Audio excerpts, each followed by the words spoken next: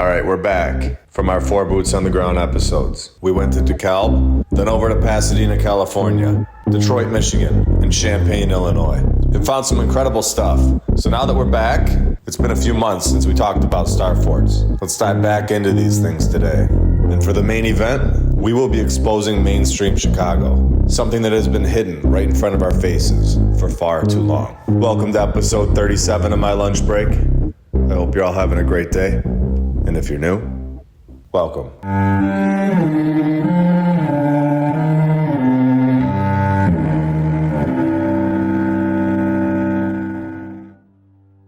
And I want to thank all of our sponsors over on Patreon. Thank you to FlatEarthDave.com. You can check out his app. I'll put the link in the description, and you can use my referral code, MLB. The app is awesome. It shows a lot of videos that are really hard to find.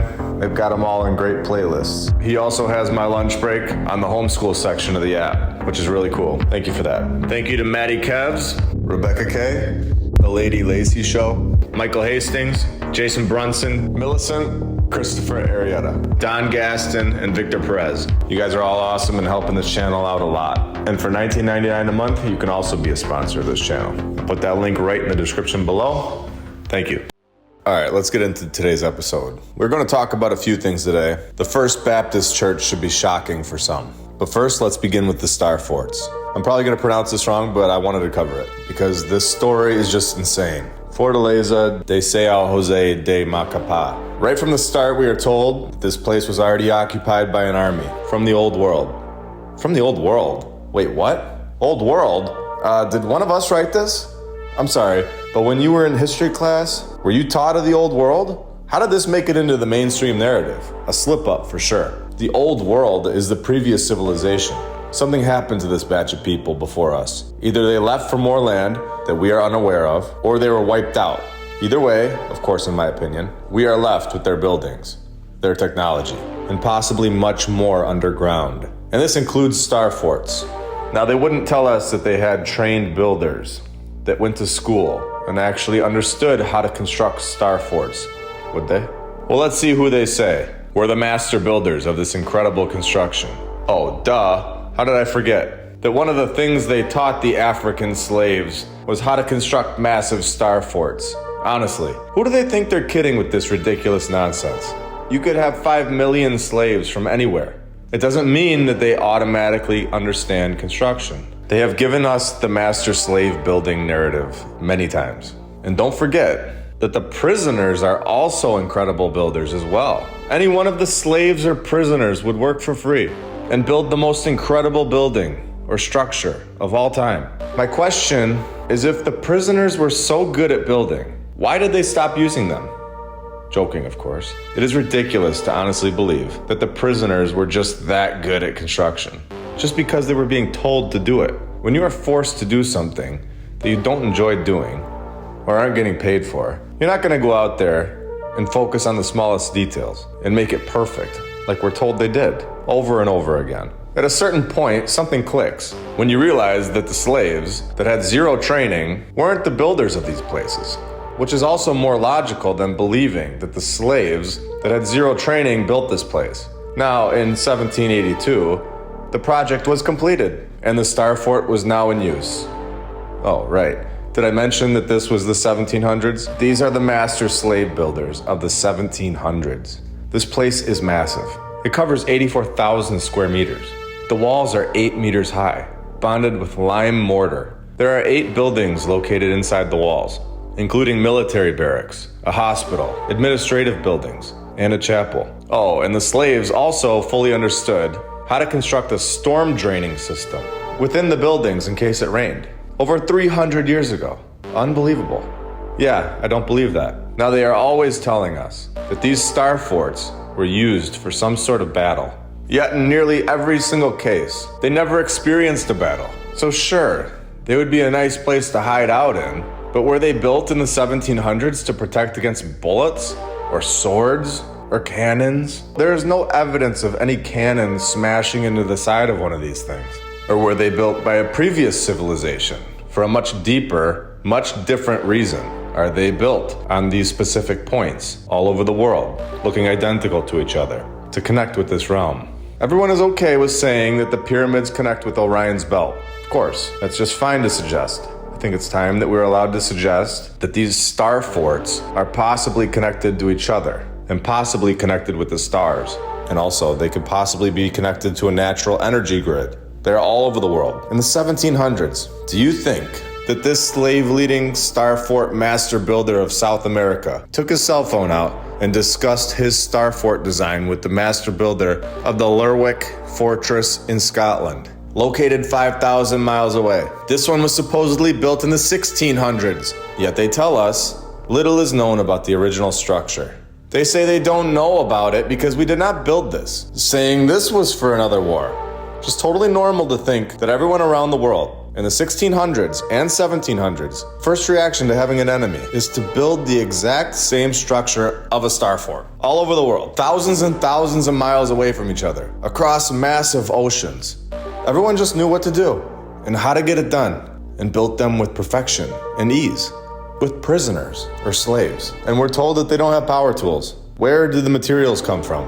They don't mention any of this. It is incredibly clear that the past civilization had a way to communicate with each other throughout the world. No phones, 5,000 miles away from each other, during a time period of no light bulbs, supposedly. They used their slaves and accidentally constructed the exact same structure all over the world for a battle that never happens. I'm all done being lied to. This narrative is so ridiculous and doesn't make any logical sense. Now, before we get into the next part of this episode, I want to show this picture. This was over 100 years ago in Barcelona. We have animals just roaming this dirt, not a road in sight. Yet, we have an incredible structure that looks like it's survived a major world event. The building looks so out of place.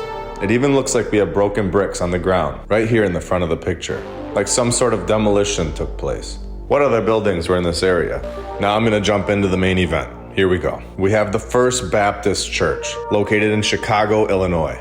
The mainstream narrative should help anyone that's on the fence to get off of the fence and come right over here. They should have just said it was built in like 10 years so that we didn't even question it. Instead, they tell us this. The cornerstone was laid in 1865, and in 1866, 1 year later, the church was completed and occupied. So what, like 8 months they wrapped this thing up? Chicago is freezing in the winter months, so it had to be less than 12 months. And the most insane part about this is that we have the Chicago fire 5 years later. So they're trying to tell us that they built this in a year, right before the fire story. The main tower is 225 feet high and is entirely of stone. Simple stuff in 1865 to 1866, with horses and wagons. How many people did they use to build this? Which construction company? Who did the stained glass on the site? Where did the materials come from? What is going on here? Well, let's dive deeper into this. The First Baptist Church was organized on October 19th, 1833, with 19 members, including the founder. Of course, his name is Freeman. Unbelievable. So he was responsible for a totally separate church, the first house built for religious worship in Chicago. Of course he was. Freeman. Oh, and this one was constructed in a few weeks in the 1830s. This sentence right here is classic. When Rev. Allen B. Freeman, with his wife, arrived on the 16th of August, he found the church building ready for use. All done and completed. The Freeman just found a church. Can we all see what's going on here? This is not written here by accident. Here is where the story gets even weirder and even more sketchy. Remember, in 1834, this Freeman found the first church in Chicago. And what do you know? This totally believable story happens the exact same year. For 2 nights and 1 day, Mr. Freeman watched with the suffering animal that supposedly dies. He takes off on foot the rest of the way home, gets sick and dies. Was this Freeman even real? Watches an animal die for 2 nights and a day, then dies the same year he finds the first church? I'll let you decide if you believe that. We all know my opinion on that one.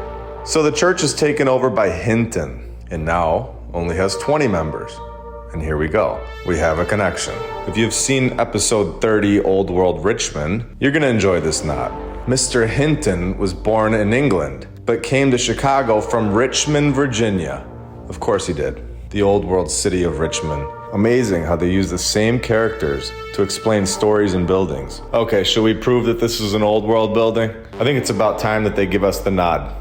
Here we go. In 1850, they were deciding on a new location, and they found it on the 1st of October. What is this? Only 8 months later, the church building was destroyed by fire on June 26, 1851. So then they find another building within a year. And on October 20th, 1852, this church building caught on fire from sparks from a tobacco pipe of a workman. It was totally destroyed, and a new church needed to be built. So I'm going to say this right now. Everything up to this point in the narrative is now null and void, in my opinion. It's all nonsense to get to this point. So they built another church between July 4th, 1853, and November 12th. The same exact year, it's all done. Just pumping these churches out in the 1800s with ease. This is also the second time that they have mentioned the date of July 4th. Come on, narrator, don't get lazy on us. Well, at least they're done with the date of July 4th for today. Oh, wait. What? No, they didn't do it again, did they? Of course they did. Hinton was also born on July 4th. Is anyone else still trusting this nonsense? Still on the fence? I think it's time we go even deeper. Not only did Freeman find the first place of worship in Chicago, his friend Hinton also wrote the first book in Chicago. Amazing and totally believable. No books, but knocking out churches in a few months, over and over. Makes total sense. Oh, no. It actually doesn't make any sense. Now remember, like we talked about earlier, the main building that we've been talking about was said to be built in a year as well, from 1865 to 1866. And here it is. Its fate took a tragic turn 5 years later, during the Great Chicago Fire of 1871. The fire took out much of the city, also consumed the First Baptist Church's building, along with many other structures. So they end up building yet another building. This is absolutely insane. This is a clear example of them explaining away another old world building. So let's see what's on the corner of LaSalle and Washington Streets in Chicago, Illinois. And let's turn this thing around and zoom out a little. Look at this. Wow. And now we have found another one. Yeah, that is no church. We have like 40 pillars constructed up in the air. This is unbelievable. And I want to point something out really quick. Do we all remember when we were told that the main tower is 225 feet high and is made entirely of stone, yet a fire took this building out? Well, stone is not flammable and does not catch fire. Was there a fire or was there a demolition? We have been lied to about the basics for far too long. We are now investigating, no longer under their spell, picking apart the stories that have been force-fed to us, and we are now finding the truth. Once enough people understand that we are being lied to by all individuals that have supposed power, they do not have our best interests in mind, we will return to being free and in control of our own lives once and for all. Don't forget that there are a bunch of brand new t-shirts. You can find that right below this video. Every purchase really helps support the channel and goes towards more boots on the ground work. Liking this video and commenting helps to share this video with new people, as well as when you subscribe to the channel. I couldn't be more thankful for all the support you guys give. Our Twitter account is up and running, and we are over on Rumble as well. Both of those links will be in the description below. If you have anything to add, or any thoughts on the video, or have any ideas for future videos, just put that in the comments below. Thank you all for your support, and I hope you all have a great day. I will be back very soon with much more. See ya. Don't trust what you see. Don't listen to your senses. Trust what you are told.